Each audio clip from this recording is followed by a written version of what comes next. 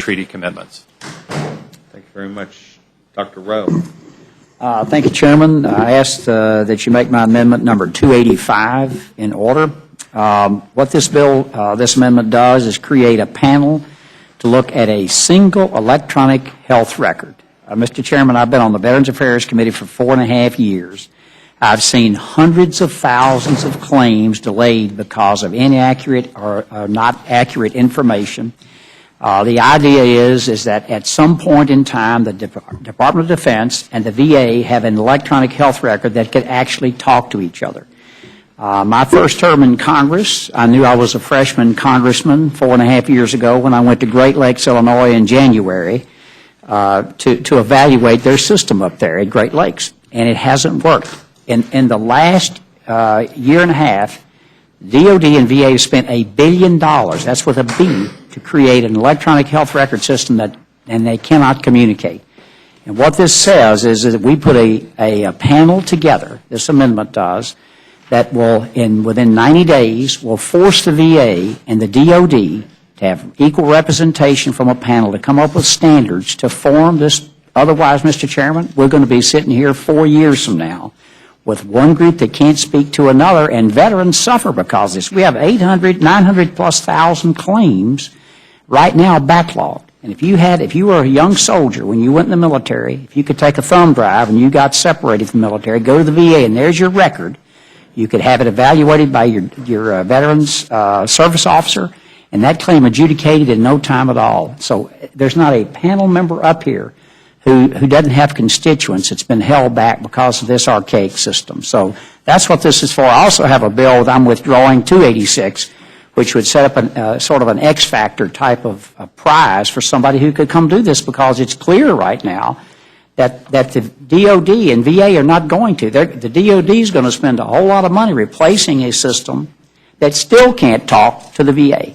And if you sense my frustration, I'm going to be on that committee 4 years from now, and we're going to be having the same conversation if we don't force them to do this. And they just, the 5th of February, let me quote Secretary Hagel. In testimony before the House Appropriations Defense Subcommittee, Secretary Hagel admitted when it came to the electronic health record, DOD didn't know what the hell we're doing. End quotes. That's what he said. And the Chief Information Officer of the VA estimated the cost of DOD VA development could rise to $12 billion. So that's what my amendment is. I would ask that you rule it in order. And I yield back. Thank you very much. Mr. Garamendi. Thank you, Mr. Chairman and members. This is Amendment 239. This amendment deals with the Afghan National Security Forces, the $7.7 billion that we will, under the NDAA, give to the Afghan National Security Forces next year. That's a 51% increase over what we are giving to them this year, $2.6 billion, presumably for new equipment, aircraft, air support systems, vehicles, and other equipment. We have absolutely no idea what that equipment is, where it's coming from, what it's going to cost, what they're going to do with it, how they're going to maintain it, and it is a wide open check for graft and corruption. This amendment would simply say that $2.6 billion of new money for that purpose will be withheld until we know where it is going to be spent, how the money is going to be used, how the equipment will be maintained. In other words, can we not have a blank check? Can we have a specific idea of how we're going to spend an additional $2.6 billion on the Afghan National Security Force? That's it. It's pretty simple. It doesn't remove the money. It simply says, hey, you better tell us how it's going to be used, where it's going to be used, for what, how you're going to maintain it. Thank you for the time. Thank you, sir. Mr. Breinstein. Thanks. Thank you, Mr. Chairman. I've got two amendments. Number one is 158, and they're pretty simple. I appreciate you giving me an opportunity to present this. The first one is just a Russian military power report, very similar to the annual report that the Department of Defense does on China, on Iran, on North Korea, and all it does is it says, you know, here's the issue. We have a very aggressive Russian Federation that is helping Assad in Syria, that is intransigent when it comes to Iran, that is still occupies parts of Georgia, and that has threatened nuclear war on Eastern Europe. And they are spending $750 billion modernizing their military to include their nuclear offensive capabilities, their defensive capabilities, but also a deployable Navy that will be occupying the Mediterranean and the Atlantic, and certainly when it comes to air power, they're modernizing their Air Force as well. And all I'm asking for is an amendment that would allow the Department, that would have the Department of Defense provide a report what the assessment is of the Russian capabilities over the next 20 years and maybe what their intent might be. So that's a very simple amendment. The other amendment is simple. It's another report on the security implications of the Caspian Sea energy development.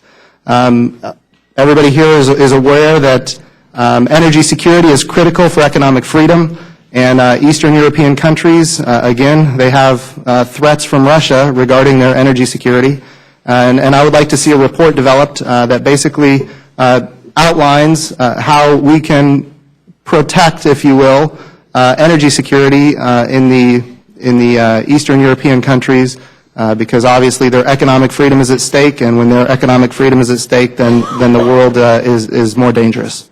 So those are my two amendments. And the second one, the Caspian Sea energy development, is Amendment 116. Thank you very much. Yes, sir.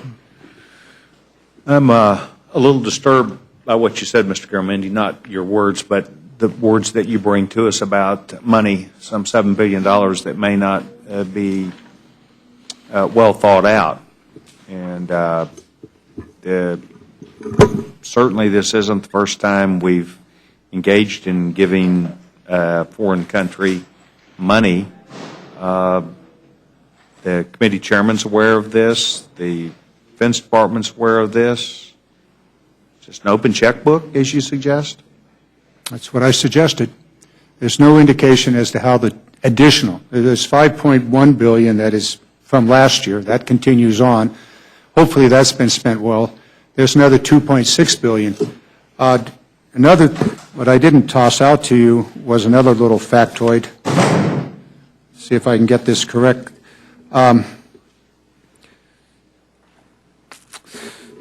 They have, oh, here it is.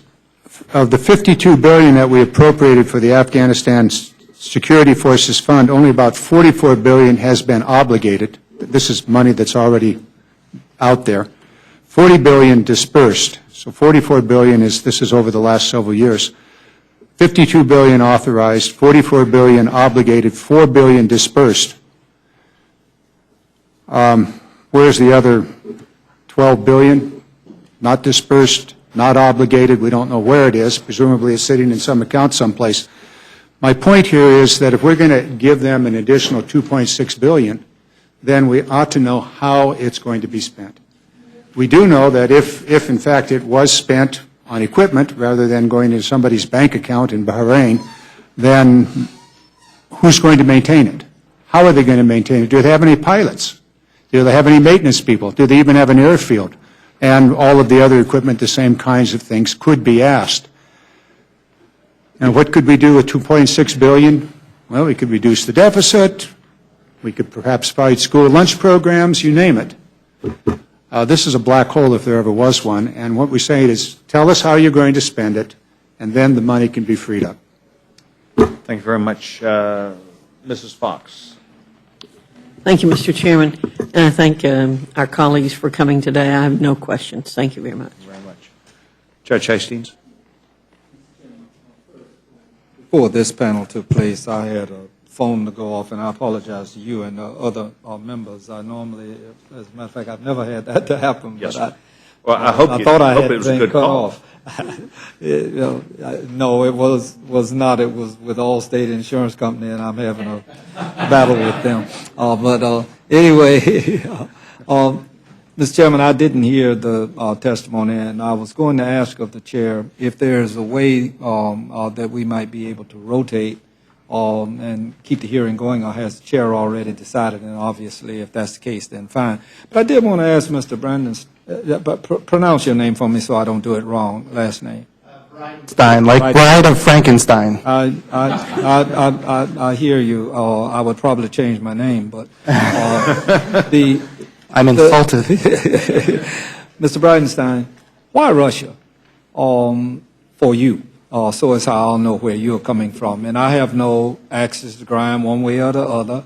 I certainly, having spent a considerable amount of time in a significant number of countries around the world, I perceive that there is in the minds of some this notion about Russia. But why would we need, and I might add, I believe that what you're requesting is, to a relative degree, having served on the Intelligence Committee and not having served on armed services, but being conversant with some of the actions here over the course of years, there's always a study going on with reference to the military power and intentions of countries' legion.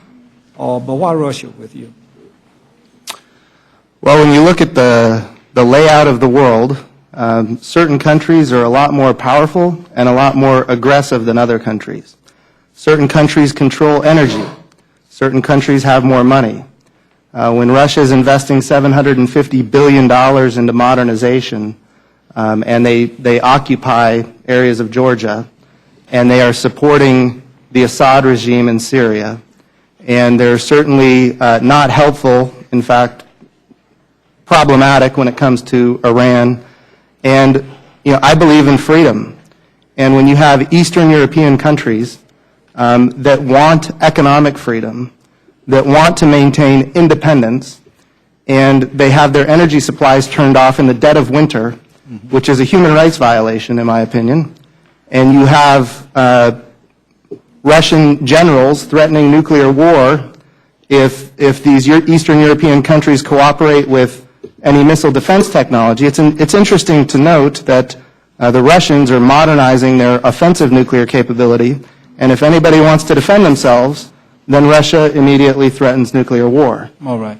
This is not a regime that we need to take lightly as a nation, and we as members of Congress should be considered. And all I'm asking for here is a report. I want to know what is the threat over the next 20 years. When they spend $750 billion, what are they getting for that? And how are we postured, especially when you consider that their president, Vladimir Putin, he's out there talking about how one of the greatest problems in his country is the fact that the Soviet Union fell apart, and we in America believe in freedom. We believe that the Soviet Union falling apart and all those states getting democratic institutions, the right to assemble and the freedom of speech and press and the right to have political opposition, these are values that we hold dear. Okay, then just reclaiming my time. Yes, sir. I'm glad I asked, and I think you've answered your question that you put forward in your amendment. Okay. You seem to know their intentions, which are manifest in many of the things that you just got through saying.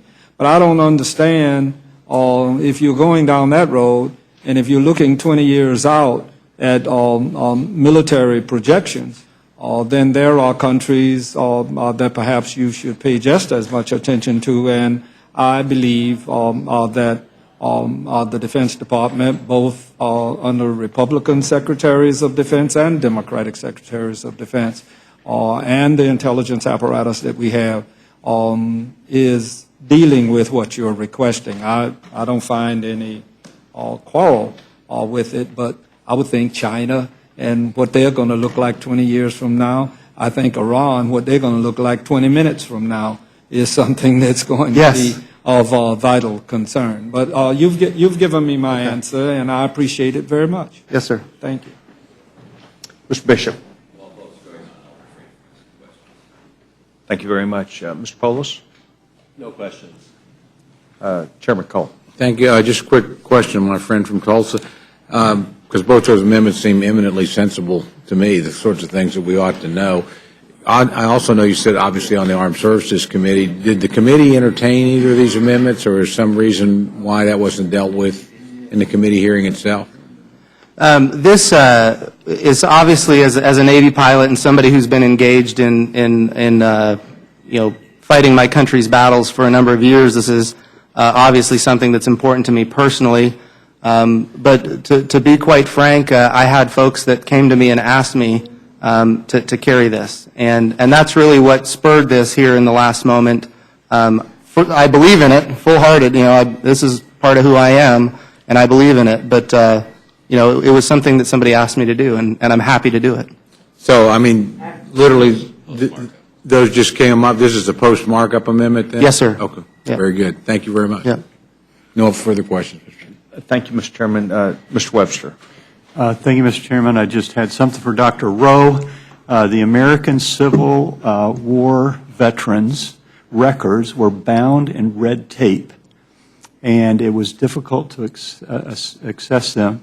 And so that's where the American term, modern term, came from, was from a problem you're trying to solve that's existed since the 1860s. So way to go. Thank you. Gentleman yields back. It's time. Dr. Burgess. Yeah, thank you, Mr. Chairman. I have an additional question for Dr. Rowe. We talked about this a lot with the consideration of the appropriations bill. Have you discussed this with Chairman Culberson of the Military Construction Subcommittee? No, I have not.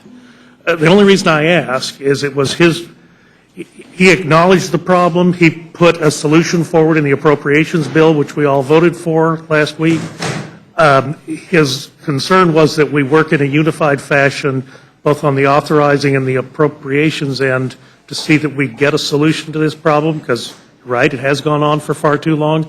And I would just encourage you to have a discussion with him that what you're proposing is not going to be at odds with what he proposed and was passed in the appropriations bill. I don't remember the language precisely enough to speak to that myself, but I would appreciate it if you would have that conversation and perhaps talk to me about it.